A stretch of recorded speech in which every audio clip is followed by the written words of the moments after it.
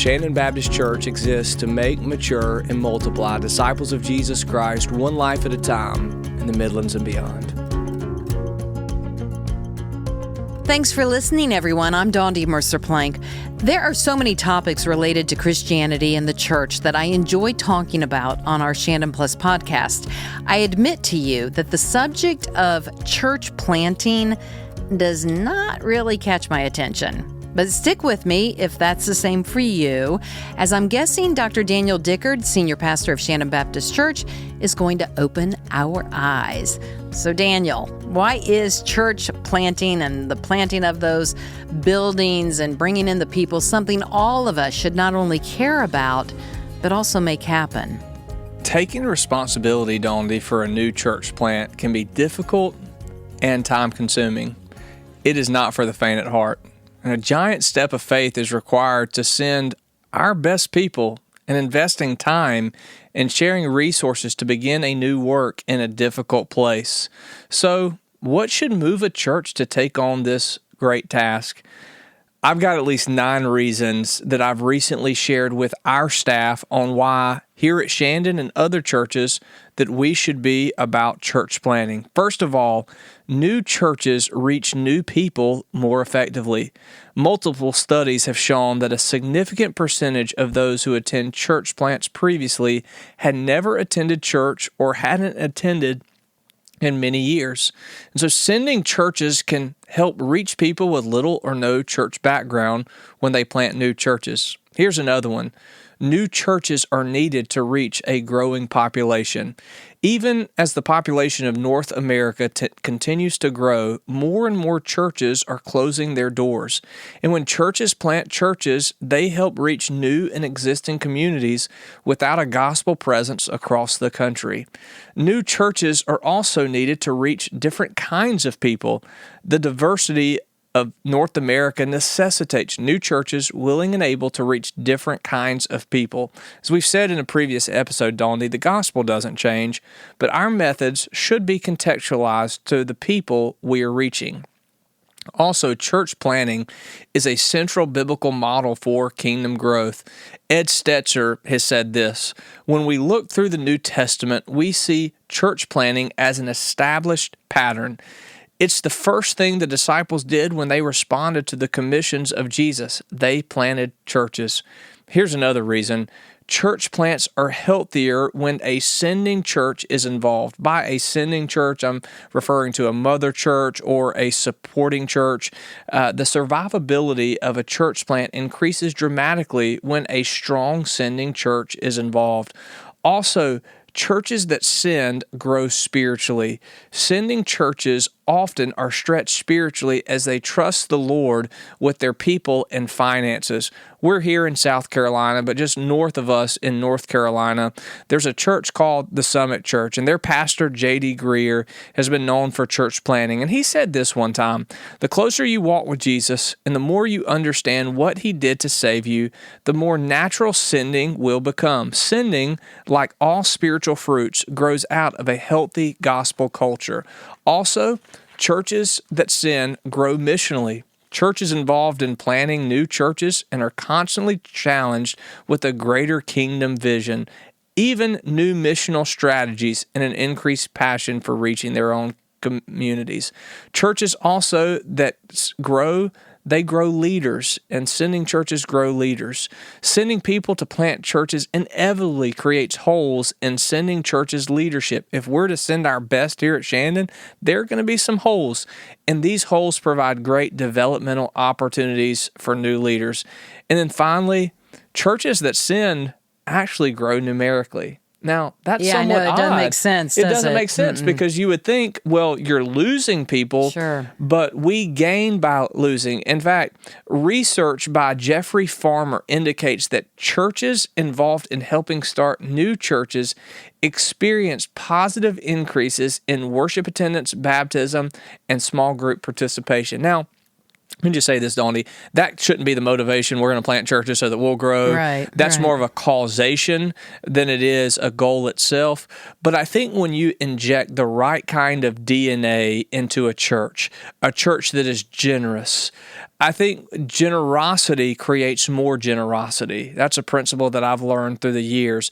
And as we're generous with the best of our people, I believe that that creates generosity in those who come up behind them. And so, the kingdom of God says that we gain by losing. And while that may be a paradox for many, it's also the truth that when we sinned, I believe that God uses that and blesses it for further growth. So what's the best model for church planting, and how? I'm sure that method has changed, obviously, over the years. Yeah, there are so many models, and not to get into the weeds here, but let me just share several models that are out there. And I think that what we'll do here at Shannon will be a combination of these models.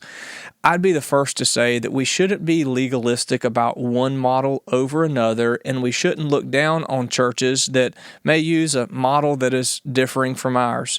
Every model has a pro and a con, and so I think that we just have to prayerfully consider what is the model that God is leading us to. The first model is what some have described as the mother-daughter model. And what I mean by that, an established church, the mother, intentionally plants a new church, the daughter.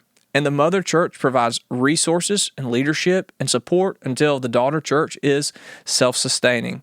Now, there are some strengths with this model. There's strong support system from the mother church, access to experienced leadership and resources, and also a shared vision and alignment of mission between the churches. But there are also some challenges. There can Just thinking of how many people are going, wait, my mother's going to be involved in this? That's right. There's the risk of the new church being overly dependent on the mother church. Or the mothering too much. That's exactly right. The mother that mothers too much. We eventually want to push our kids out of the nest or out of the house, so to speak, so they can fly on their own. Same principle applies here. And also, there's the potential tension if the daughter church develops a different culture or a focus.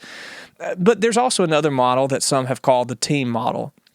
And that's a group of believers, often led by a church planter or pastoral team, works together to plant a church. And the team typically includes individuals with complementary gifts such as preaching, administration, worship, and outreach. There's some strengths to the team model: shared responsibilities and diverse talents, built-in community and accountability, and a strong foundation for leadership development. But there are also some challenges. Team dynamics can be challenged if not managed well, and this can be slower to launch as the team forms and aligns on vision. An example is a team of missionaries plant a church in a multicultural city, leveraging each member's unique skills to engage the community. But where is the vision and alignment there? You also have what some have called the missional communities model, and this model focuses on planting smaller, disciple-making communities that multiply organically.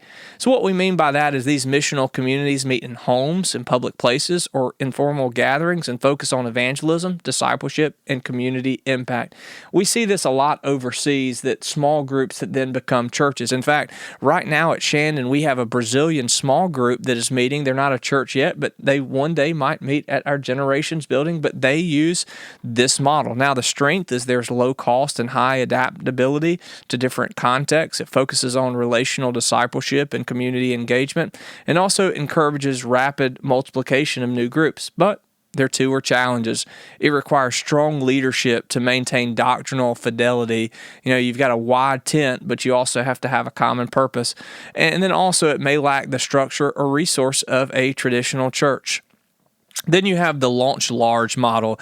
Many Southern Baptist churches use this particular model.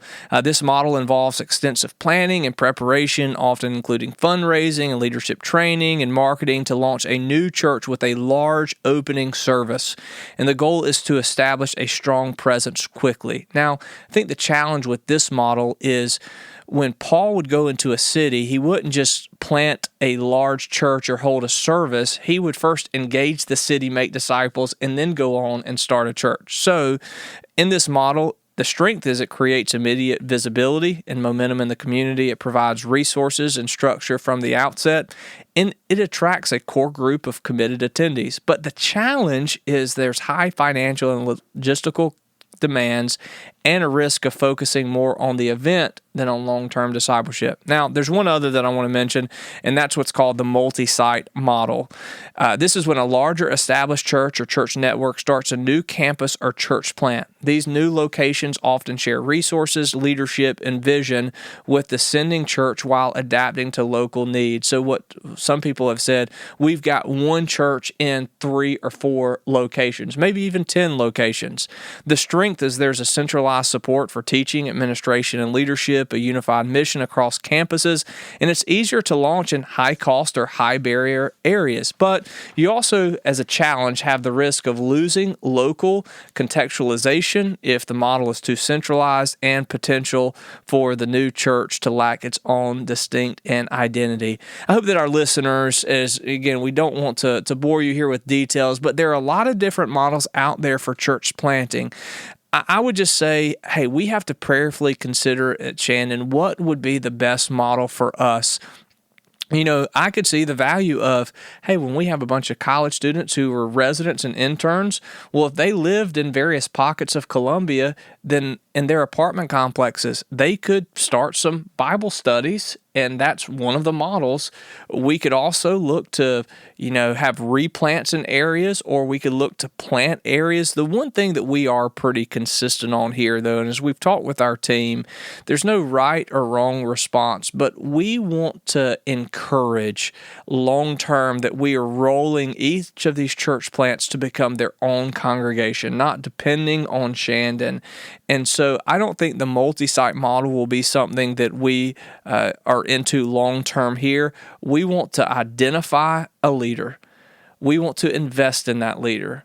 We want to have church members who are willing to go, and we want to resource them so that they can be effective. And then in 50 to 100 years that we can look back and say, you know what? One of our greatest ministries was not what took place week to week, but we developed the next generation of leaders in churches here in Columbia. I'm glad you went through all those models. One, I didn't realize there were so many. I never really thought about it. Sure. So many different ways to do it. So that's eye-opening. And you mentioned Paul. So yeah, the Apostle Paul in the Bible is a good example of how to plant churches. You mentioned, he went in, he made disciples first, and then planted that church.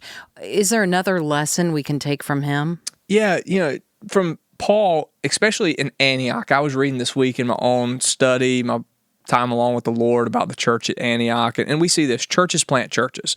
Churches are not planted by individuals or networks or even denominations. The New Testament pattern is churches sending missionaries on mission to plant churches. Now, I think that a lot of times we get this next principle backwards. We plant a church, then we try to make disciples, and then we go and engage the city. But that's different from what Paul did. Paul would engage the city first. He would make disciples, and then he would plant the church. And church planters often start a worship service to try to draw a crowd in hopes that they can mobilize that crowd to serve the city. But Paul did the opposite. He engaged the city with the gospel, made disciples, then started new churches. And then finally, long-term partnership. Paul and the church at Antioch shared a genuine partnership that amplified their missional impact. I think those 3 lessons from Paul give us insight into churches, not denominations, have to be involved in church planting. Thanks for that. So you have a word of caution, Daniel, when it comes to planting churches, and that is to guard against consumeristic self-interest or the franchising of religious brands. Explain that. So right now, church planting is seen as the shiny Corvette within a lot of denominations. It seems to be the, what's in right now. Right. But I think church planting, it has to come from a deep, deep convictional place, and not just, I want to do it because everybody else is doing it. They say that a lot of church plants that they don't make. And so this is hard work. So that being said, I think first of all that we have to be cautious of the consumeristic self-interest. And what I mean by that, there is a danger.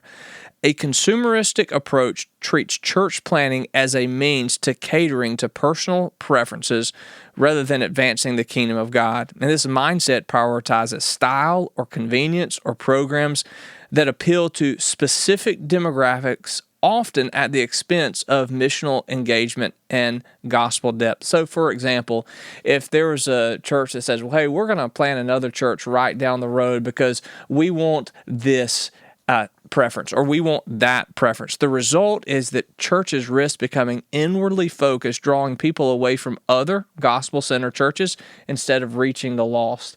The goal of church planting can never be we're trying to steal from these churches. It's no, there are tons of lost people out there, and we need more churches to reach more people. Mm-hmm. So a cautionary example would be planning a church to provide a better experience than a neighboring congregation can undermine that unity and distract from the mission. You know, Paul said there in Philippians 2, do nothing out of selfish ambition or vain conceit.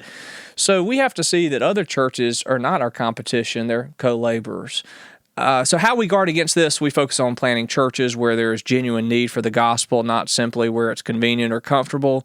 And we regularly evaluate whether the church's mission aligns with reaching the unreached rather than serving existing Christians' preferences. But here's a second, what I would call caution.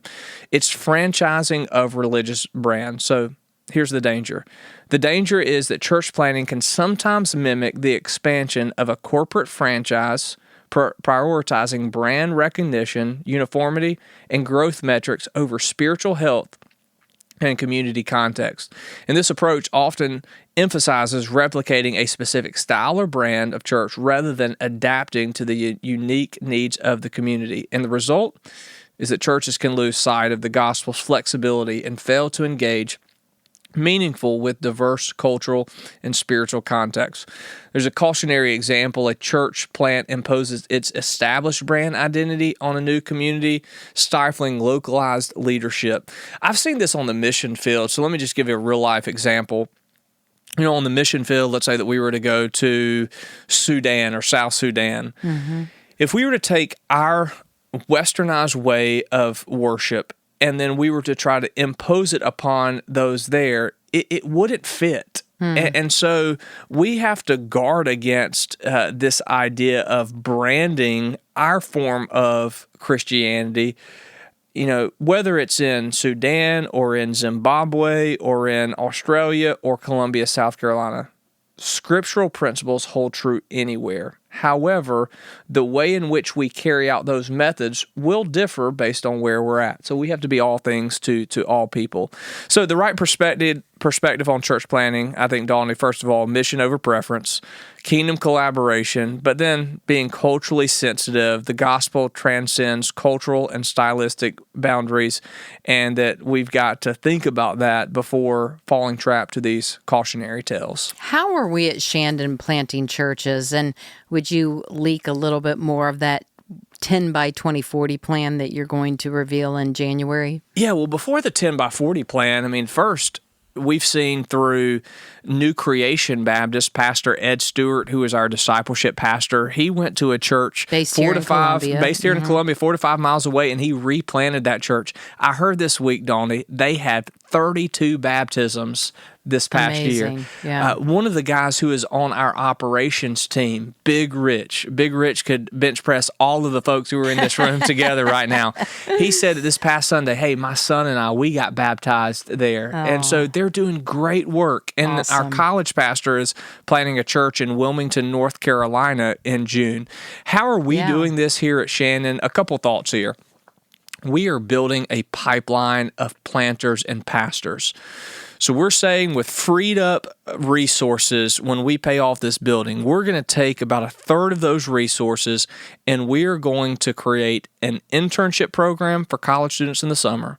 We're going to create a 2-year residency post-college where we have folks who are on our staff, and some of this is going to be funded by our budget. Some of it will be self-funded, but we're going to incentivize those who've gone through our internship that they'll receive more funds.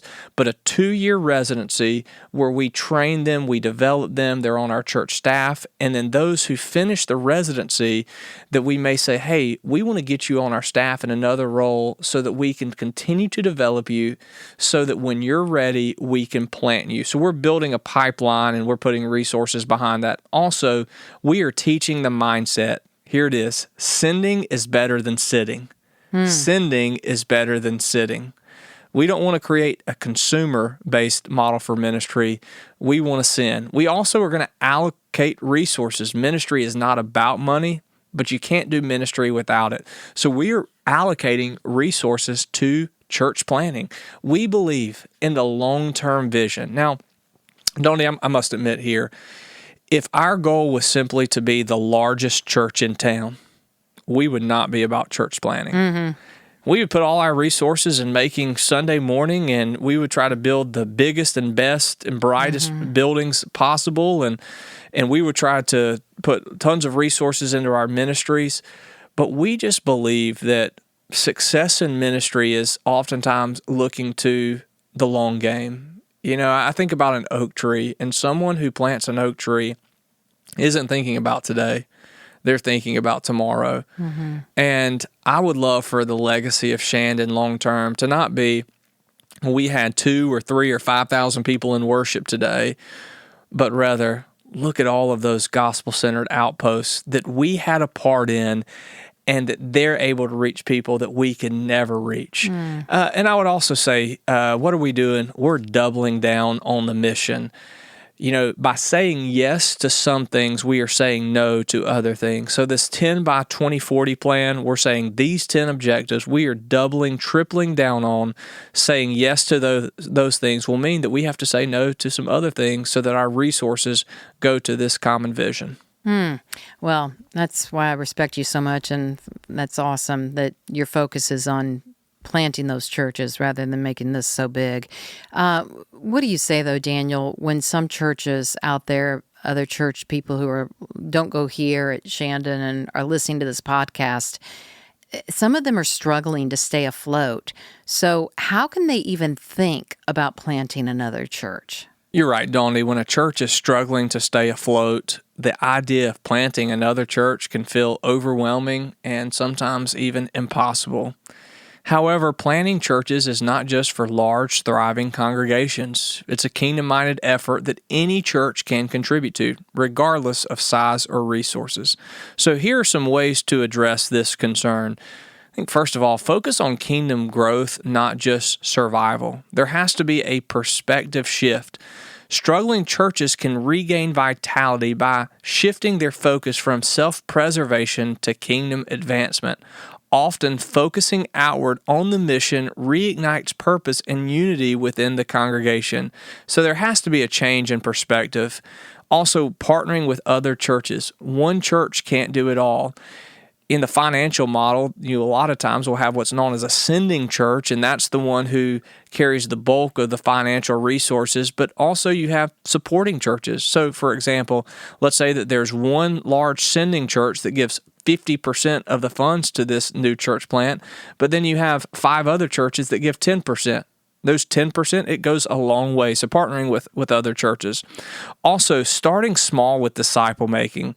Church planting doesn't always start with a full-fledged launch. It can begin with a small, intentional, missional community or Bible study in a new area led by members of a struggling church. Also, recognize that generosity brings life. And again, this is a paradoxical principle. Giving out of scarcity rather than abundance often deepens faith and reliance on God. And then finally, consider revitalization and multiplication together. A struggling church could explore revitalization efforts while also considering how planting could fit into their journey towards health. Planting can be a catalyst for renewal as it focuses on mission and future growth. And here's one final thought. Struggling churches may not feel equipped to plant another church, but they can still play a vital role in advancing God's kingdom. The key is shifting focus from what feels impossible to what is faithful. And as churches step out in faith, whether by planting, partnering, or supporting, I believe they find out that God provides in unexpected and transformative ways. It's not about what you have, it's about your willingness to trust God and take part in His mission. That's encouraging to all those other churches too. So next week, everyone, we are looking at how our commitment to local and global missions is just talk until our budget reflects it. And if that doesn't get you to tune in, then this will. I have discovered a pet peeve of Daniel's. You're going to have to listen, though, to hear what it is. For Shandon Plus Podcast, I'm Dondi Mercer-Plank. And I'm Daniel Dickard, Senior Pastor. Nervous about it now. I'm Daniel Dickard, Senior Pastor of Shandon Baptist Church, signing off. We'll see you next week.